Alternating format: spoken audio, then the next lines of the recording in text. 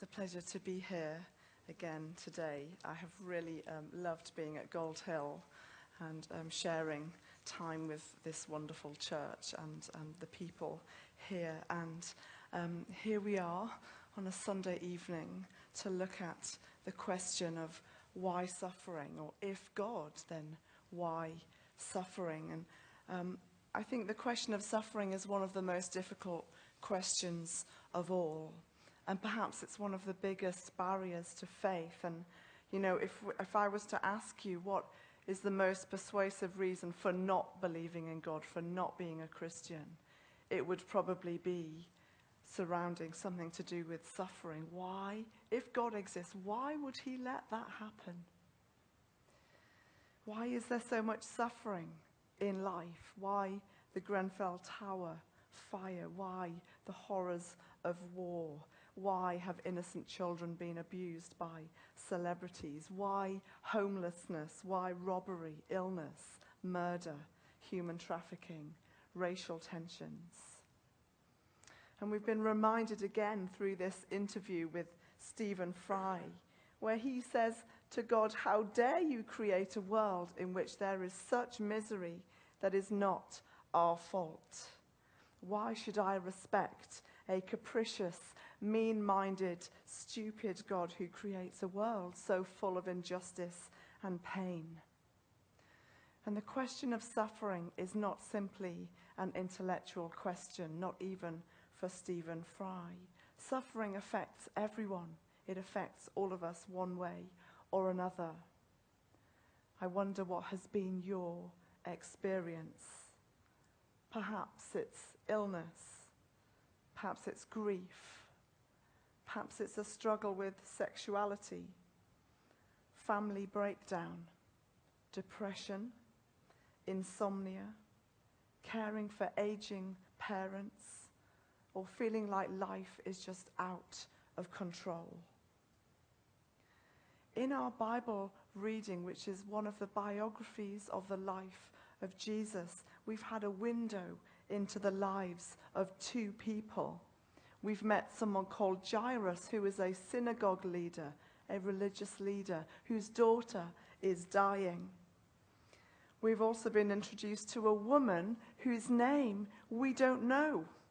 She is a nameless woman. But what we know about her is that she has suffered physically. She has been bleeding for 12 years. And with that comes a great loneliness, because if you're issuing blood in that culture, you have to be ostracized. And so she is lonely and has been for over a decade. And she has also other eyewitness accounts say that she suffered a great deal under the care of many doctors, with the disappointment that that brings, and is financially spent because she has spent all of her money trying to get well. This is a scene wrought with grief. Two people come to Jesus for help. One comes publicly, another comes anonymously, but they are both at the end of their rope. And this scene is ancient, and yet, isn't it real? It's encouraging to see that even 2,000 years ago, people are struggling with the same things that we do today. I wonder what your story is. Well, our story is that my husband has a neurological condition that doesn't really have a name. What happened was at the age of 11, he fell on a wooden floor. He banged the back of his head, and that triggered something that has never been fully understood by clinicians. It comes and goes. Mostly we have a normal life, but occasionally our life descends into chaos, and some of our biggest challenges have been coping with this as a family of 4, and we don't really know what it is. We don't know how to predict it, how to prevent it, but we do know how to treat it. About 15 years ago, we discovered that cranial osteopathy treats it and relieves the symptoms, though we don't understand why. There are no easy answers to the question of suffering. I'm not here to suggest that there are. But just because we don't have all of the answers doesn't mean that there are no answers at all. Just because we can't say everything doesn't mean we can't say anything. There are some things that we can say that help us make sense of suffering. You see, if you have ever asked why, it raises an interesting thought. To whom are you addressing the question? Because if God does not exist, there is no point asking why, because there's no one to ask. The late Christopher Hitchens, and best-selling author of the book God Is Not Great, and also an atheist, was interviewed in 2011 on CNN about the news of his diagnosis of terminal cancer of the esophagus. And he was asked whether, despite his atheism, he'd been tempted to ask this question, why me? And he responded like this. He said, you can't avoid the question. However stoic you are, you can only bat it away as a silly one, because millions of people die every day and everyone's got to go sometime. This response is a very bleak one, and yet it is consistent with his atheism, because if God does not exist, there is no point asking why, because there is no one to ask. And insects that burrow into the eyes of children have not made some morally evil decision to do that. They simply eat away at whatever tissue they find themselves in. Because if God doesn't exist, then DNA neither knows nor cares. DNA just is. And we dance to its music, to quote Richard Dawkins in his book, River Out of Eden. Those insects are just doing what they're hardwired to do. The rest of the time we're talking about you are just determined by your genes. Isn't that what's just happening here? If nature is all that there is, why are we so bothered by that? If God doesn't exist, this is just the way the world is. Accidents happen. DNA makes mistakes, leading to bone cancer in children, and statistics alone can account for why that is the case. If you add up the number of base pairs in the double helix, times that by the number of cells in the human body, times that by the number of people on the planet, then by chance alone, it's going to go wrong sometimes. This is just the way the world is. And the solution is live as best you can, fight disease and sickness with science and technology, and make the most, because this is the only life you get.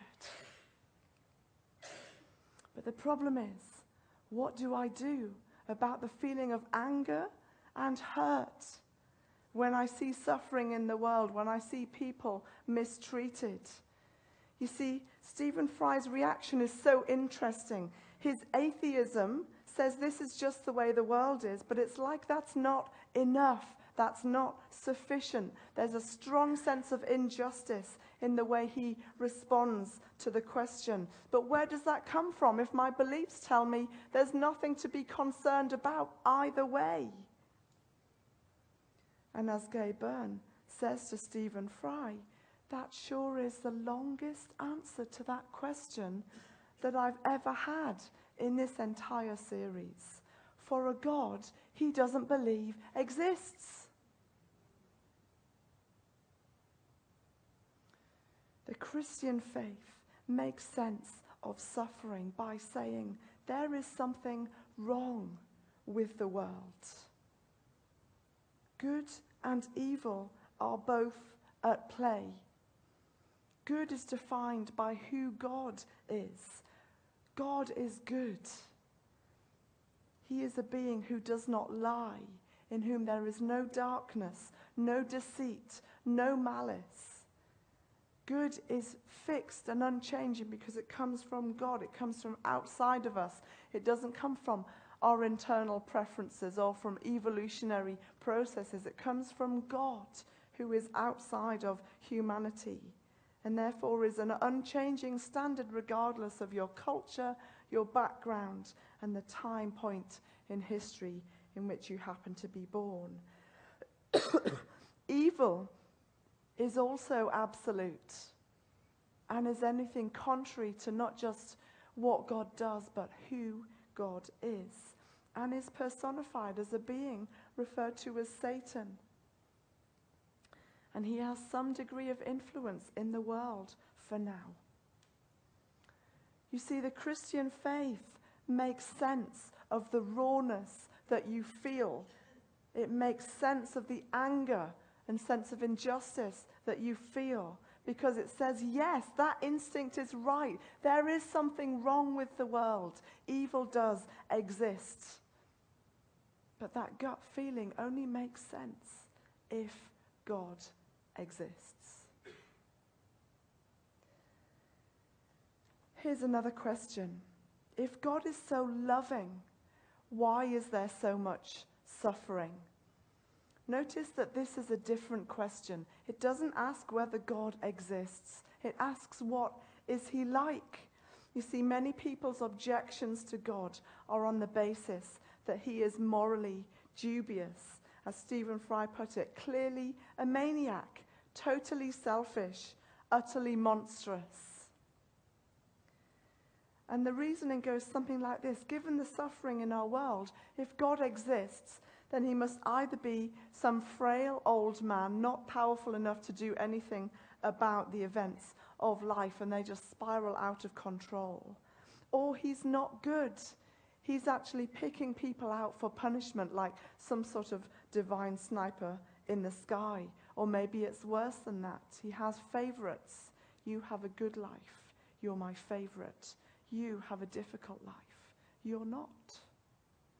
Or maybe he's even worse than that. He's lazy. He has the power to help, but chooses not to, like some kind of delinquent superhero.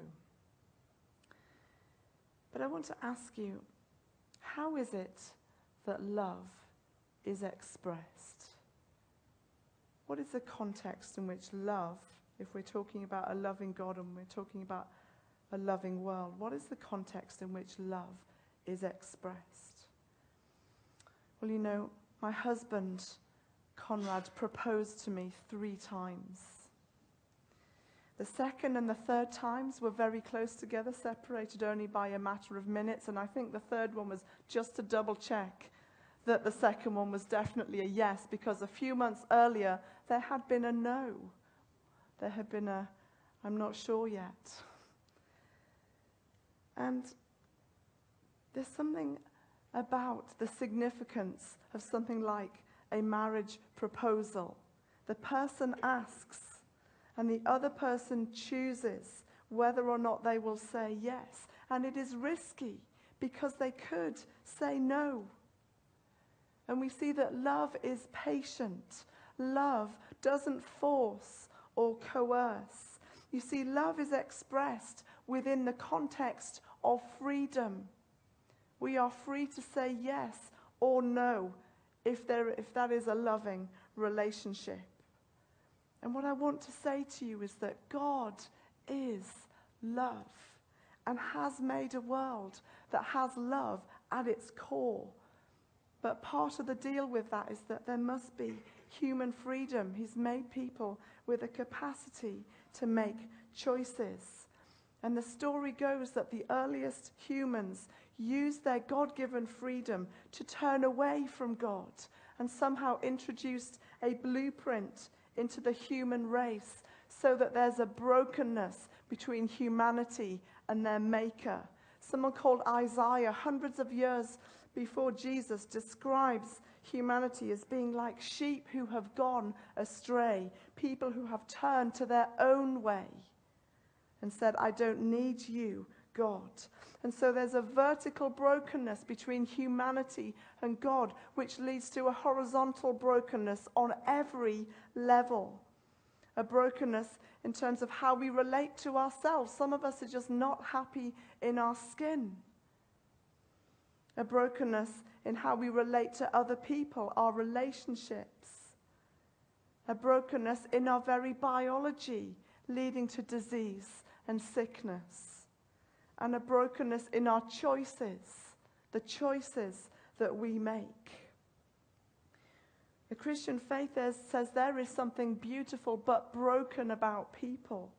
It's not that there are good people and bad people, but good and evil reside in every human heart because of this blueprint that has been introduced to the human race. And it affects the way we live. It affects the decisions that we make.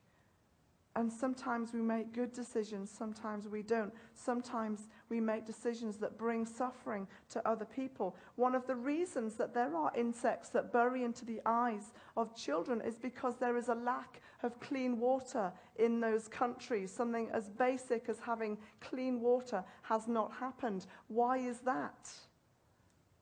That is because of human greed and neglect of bringing justice to the poor. It's not merely enough to put God on the dock for that.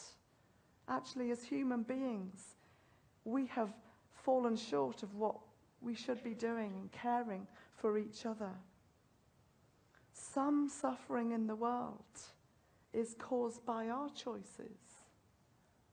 Perhaps you can remember times when you've been on the receiving end of someone else's folly.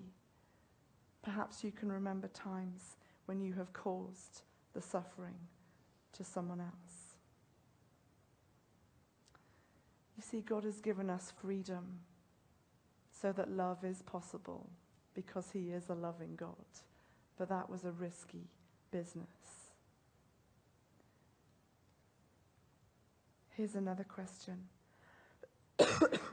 Does God care about my suffering? There was one particular time when Conrad was ill for a 3-month period, and this treatment of cranial osteopathy had stopped working, and we were stuck in this kind of cycle of trying to get him well. And I had 2 young children at the time, toddlers, and it was a very difficult time. We felt very upheld by our church community. There were people that brought us meals to help us, people that looked after our children, people that prayed for us. I became aware of the different ways that we act towards a person in pain. We're sometimes awkward around hurting people, aren't we? We don't know whether to name the elephant in the room or to sort of skirt around it. And I felt those that I felt most at home with were those that had suffered in a similar way. You know, when we suffer, perhaps we most want to be around those that know what it's like. There's something about a shared experience that can be a great comfort to us because they just get it.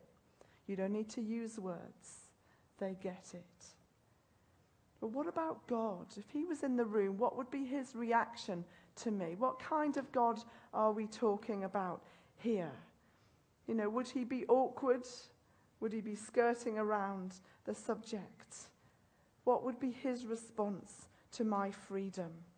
And why does it feel like He will be so distant? Why is it that he feels so far away when we suffer? Why doesn't He come closer? Why doesn't He experience what it is like to suffer? Why doesn't He get His hands dirty instead of staying way off in heaven up there?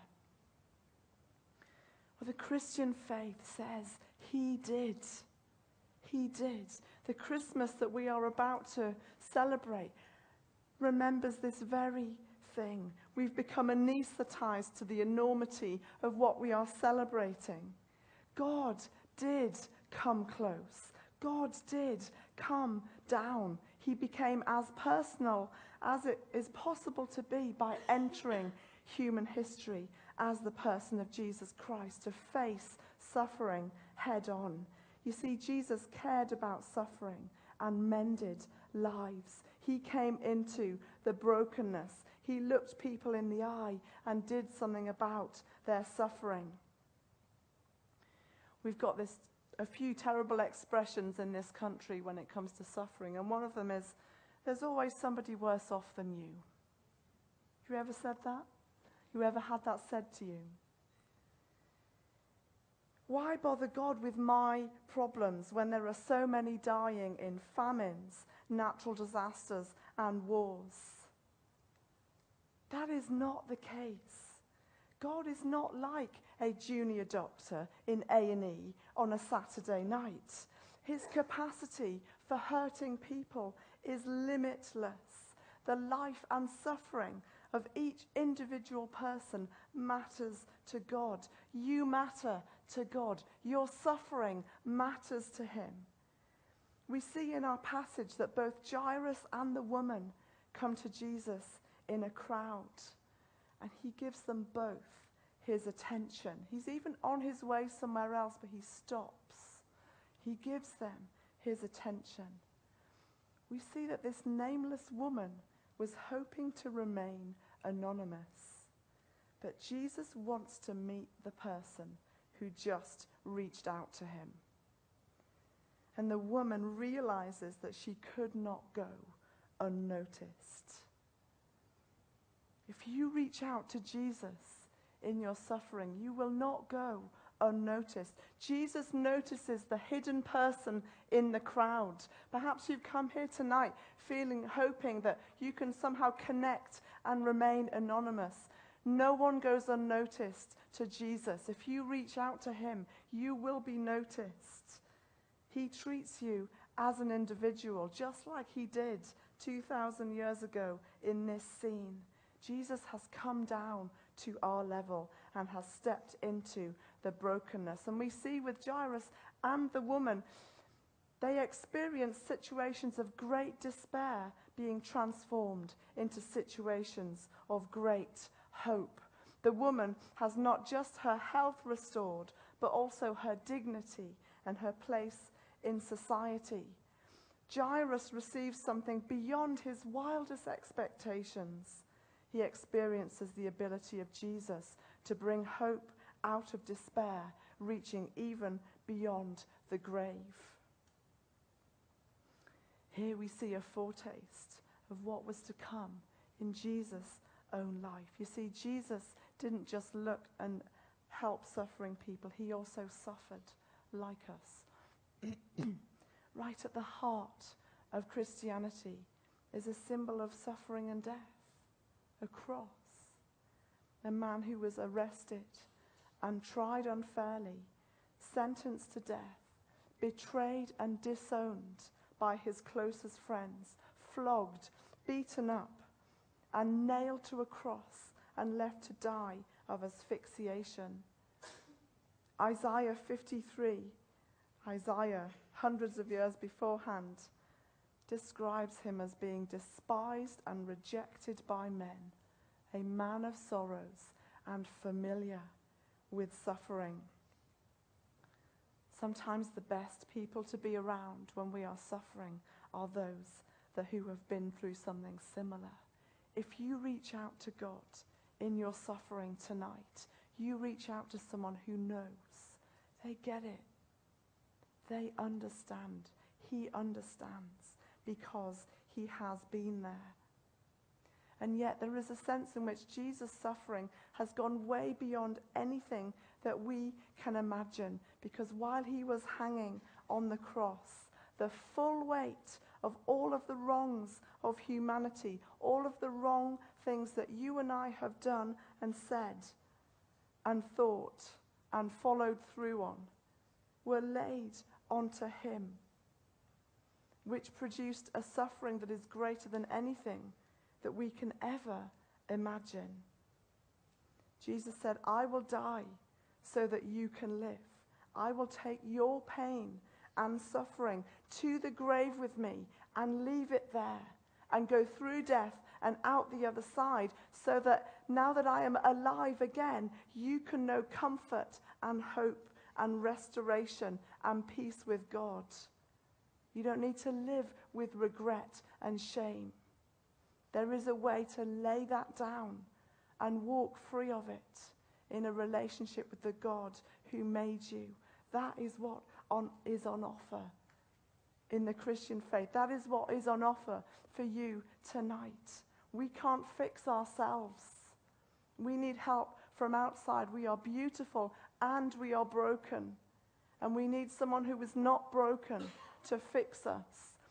That person is Jesus Christ. There is no one else like him in human history. And death could not hold him down, because Jesus is God and God is indestructible life. And because of this, there is no pit too deep, no trauma too overwhelming from which God cannot pull you out and put you back on your feet again. And the incredible thing is that he has done all of this without destroying our freedom. Do you see how beautiful it is? Evil has been defeated somehow on that first Easter. And yet we are still free to either choose God and walk in the reality of that, or we are free to say, no, thank you.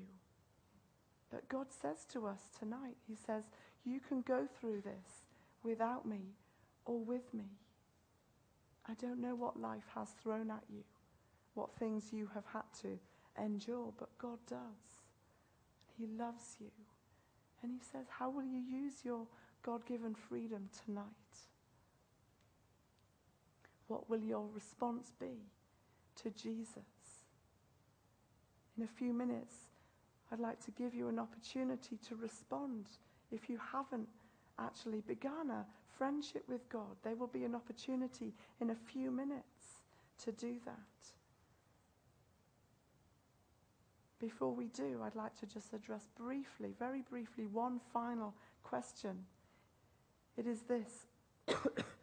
If God is real, why doesn't he get rid of evil once and for all?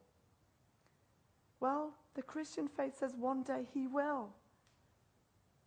Evil has been defeated on that first Easter Sunday, and one day it will be removed once and for all. And we're in a time when evil has had the wind taken out of its sails, but it is still with us for a short time. How do you fix a broken story? Some of your stories, some of our stories are so broken, they're not getting better, they're getting worse. Some of the things you have to endure. Atheism says you can't really fix it. You can fight suffering with science and technology, live the best you can, because this is the only life that you get. So chin up, grin and bear it, and make the most of it. Eastern religions say there are circular stories. What goes around comes around. If you suffer today, it is karma coming to bear from a previous life, and you can't fix it as such. You can only put yourself through a series of meditative exercises to try and work off the karma in the hope that in the next life things will be better for you. The Christian faith says you fix a broken story by embedding it in a much bigger story in which good wins, in which evil and the suffering it causes loses. And there will be justice where there has not been justice here on earth in this life. There will be justice on that day. This is not the end of the story. This is not the end of your story. One day there will be no more crying or sorrow or grief or pain. One day evil will be removed. Satan will be dethroned, and there will be no more crying or death or pain. And something incredible is said that will happen on that day. God will wipe every tear from our eyes. Have you ever wondered how long that would take? When was the last time someone else wiped tears from your eyes? That is what God says will be reality. And for that reason, there is great hope. The reason that day has not come yet is to give us time to get our choices right before God. I would love to say that Stephen Fry is right, and on that day he will have a chance to rant and rave at God. I rather suspect it will be the other way round. God will ask questions of us. Why did you live the way you did? Why did you say the things that you said? And there will be justice for all of that. And he has given us time. It's his mercy to us that he has not removed evil yet, once and for all, so that we have a chance to get right with God, to restore our relationship with him. I don't know how your life has gone, what things have been thrown at you, but God loves you. He sees you. He notices you. Even if you're hoping to remain anonymous. He says, I don't want you to go unnoticed today. And he asks you, how do you want to use your freedom tonight? You can go through this without me or with me. But if you ask me to come into your life, I will. I will catch you. I will not let you down. I will never leave you.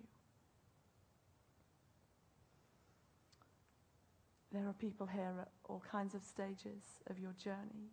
Some of you know what it is to walk with God through suffering and to know his help. Some of you are asking questions, and you have a lot of questions still to ask, and you want to keep the conversation going. I encourage you to keep doing that. Perhaps come to the carol services and to Alpha in the new year. For some of you, God is really speaking to you tonight and saying, it's time to come home. It's time to stop fighting. It's time to go through this with me. Because with me, there is strength you never knew you had. There is comfort you never knew was possible. There is hope where you thought there was only despair. And it's time for you to say yes to God. And if that is you, I'm going to pray a really simple prayer. Sorry, thank you, please. Sorry, God, for living without you. Thank you for dying for me. Please forgive me for all that I've done wrong. Please come into my life and fill me with your light and life. If you would like to begin walking with Jesus Christ tonight, I encourage you, I urge you to pray with me silently now. Let's pray.